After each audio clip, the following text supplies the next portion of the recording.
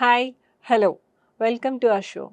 Today I am interviewing a former minister, former MLA Sanat Nagar, and a son of former ex-CM Marri Shashidhar Reddy garu, and now a National Council member in BJP, Mr. Marri Shashidhar Reddy. Please welcome him to the show. Namaste, sir. Sir, referring to the Supreme Court judgment delivered by opposition vice president candidate Justice Sudershan Reddy garu in 2011 about disbanding the Salwa Judum. So Amit Shah, Home Minister, have made a statement that the government anti-Naxal operations have suffered a huge jolt because of this. What is Salwa Judum and what is its role? Well, I think what Shri Amit Shah said is absolutely true. Okay. There are two things that we must discuss at this point. Okay.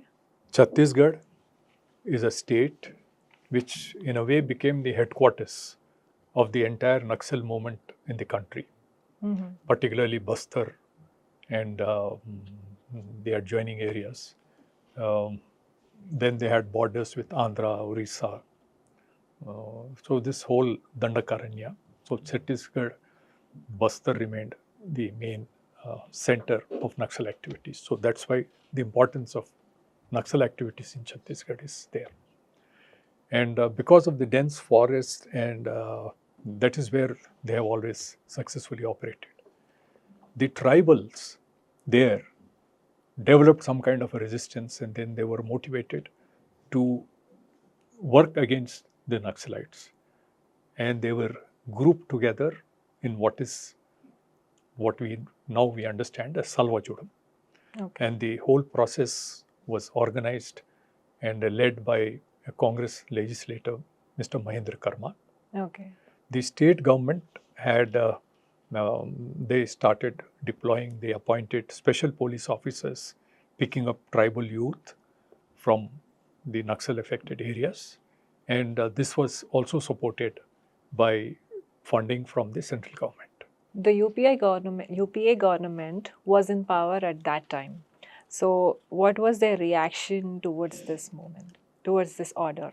Yes, it was the UPA government at that time, and the senior Congress leader, Shri P. Chidambaram, was the then Home Minister. His immediate reaction, as stated in an interview with PTI at that point of time, immediately after the judgment was delivered, was that it will certainly affect the government's anti-Naxal operations.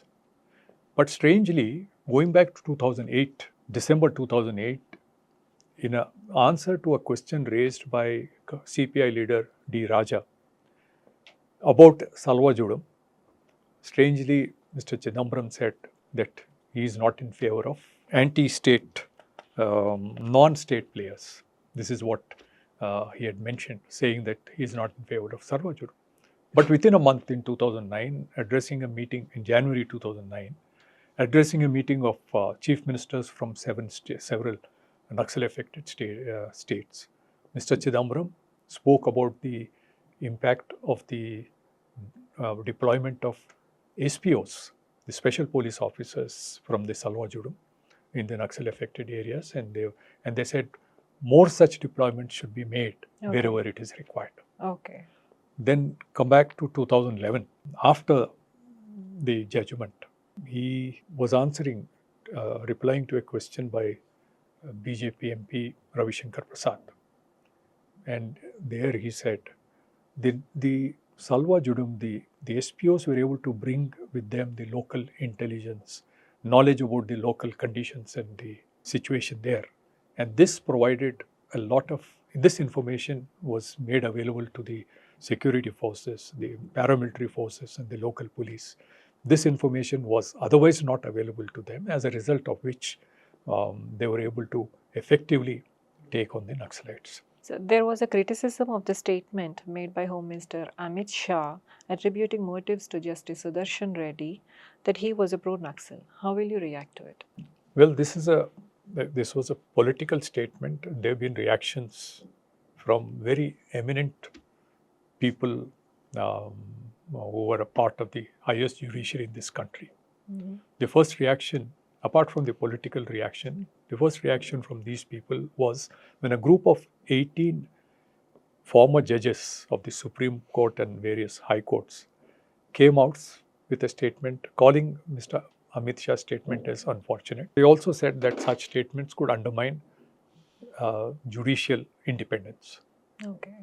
Immediately after that, 56 former judges of the Supreme Court, including 2 former judges of the Chief Justice of India, Sri Sadasivan and Ranjan Gogoi, they countered the statement made by these 18 judges, and they said that such statements can damage judiciary's credibility.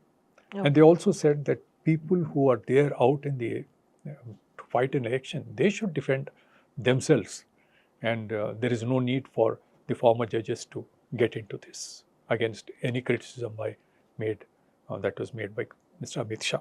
Okay. Well, I'm not a lawyer, and I don't want to get into this judicial hair splitting, legal hair splitting. But as a person who has been closely studying the Naxal issues for the several decades, I can recount how things have evolved over the years. Going back to 1998, when we had the NDA government headed by Prime Minister Vajpayee, the then Home Minister, late L.K. Advani, focused on 2 things, both development and security.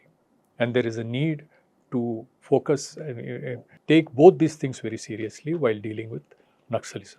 And this was at a meeting of chief ministers of Naxal affected states. Then in 2002, the Planning Commission for the 10th Plan Program came out with a program called the Samvikas Yojana. Under this, they had a component called the Backward Districts Initiative. Okay. And this covered about 147 backward districts of the country. 147. 147. And this included about 50 very badly affected Naxal affected districts. So this was their focus on the development part of it.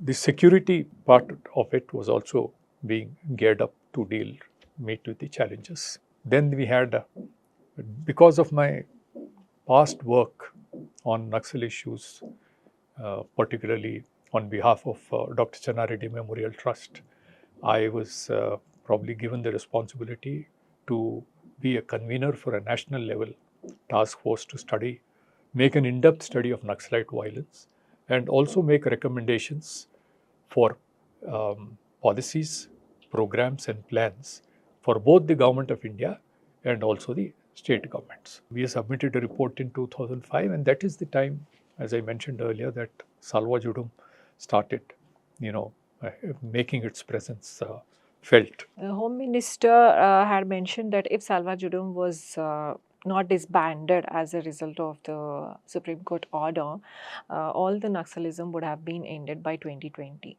So, what is the impact of this order? Can you please explain? I think what Shri Amit Shah has said is based on the developments that took place immediately following the judgment and what that has led to in the past. The Supreme Court judgment was delivered on the 5th of July 2011, and in exactly 15 days, on the 20th of July, an attack was planned on the State Congress President Nitin Patel. A bridge along in the Gariaband area of Chhattisgarh was blasted when his car was passing by. Luckily, he survived this attack, but there was one of his colleagues who died and 2 others who were injured. That was the first incident. The second one is a more infamous one. It is referred to as the Gariaband massacre, and 27 people were killed in this attack.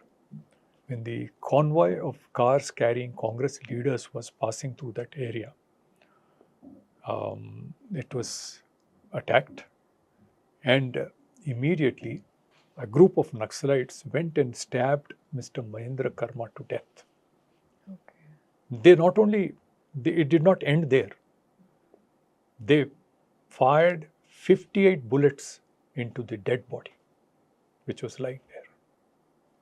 This shows, the statement issued by the Naxalites at this time owned that it was an attack to target Mahendra Karma, and the horrific manner in which this incident took place only goes to show that he proved to be a big obstacle for the spread and thriving of the Naxalites in that area.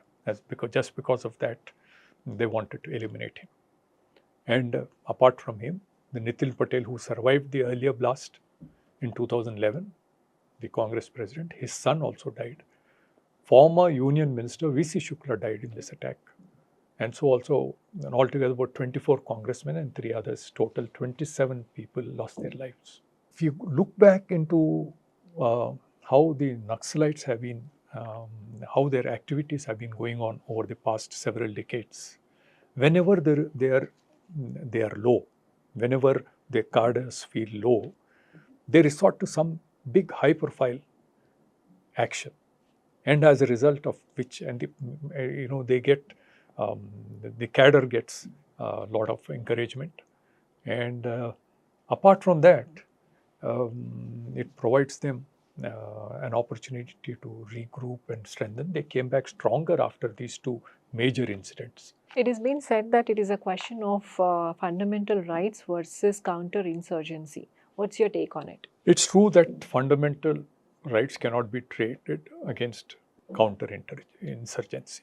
Fundamental rights have their own place. There's no doubt about it. But one thing I must say, that history cannot be rewritten. And the facts, the recorded facts, are there before us. Had the judgment not imposed that kind of a ban and instead suggested ways to correct, I am not saying that Salwa Judum, they conducted them, there were no flaws, there were no mistakes. There were things which were wrong. I am not saying that. But the counter-insurgency efforts that Salwa Judum was contributing to was also something that should have been taken note of. So the judgment pointed out what needs to be done. Had they given some time frame for the government to set things right, bring them within a certain framework, and not totally banned it in this manner, things would have been totally different. Certainly, Mr. Amit Shah's contention that by 2020 we would have ended Naxalite activities in the country, put an halt to this violence that was going on, that has been going on, their activities. The lack of development, the manner in which it affected the development of those areas, particularly the tribal belts. So, a lot of, hundreds of lives have been lost over the years. So, all this could have been stopped. And Mr. Amit Shah's statement that by 2020 we would have won the war, unfortunately, we are still fighting it, and hopefully in about a year or so, it should come to a logical conclusion. There is another thing which I think I need to mention. The UPA government was in power when Mr. Sudershan Reddy's judgment came out, disbanding Salwa Judum in totality. Yeah. And the government of India, states are also a part of it, but the real responsibility is with the government of India to take on the Naxalites, to carry out the anti-Maoist fight. So their efforts suffered a setback. And if you look at the violence incidents, the big incidents, the dhamaka that they created after the judgment, it was congressmen who were killed, including very senior people. So it is ironical that the moment that so many lives were sacrificed, congressmen lost their life after the judgment of Justice Sudershan Reddy, is now proposed as the candidate for the office of vice president. I think it's ironical.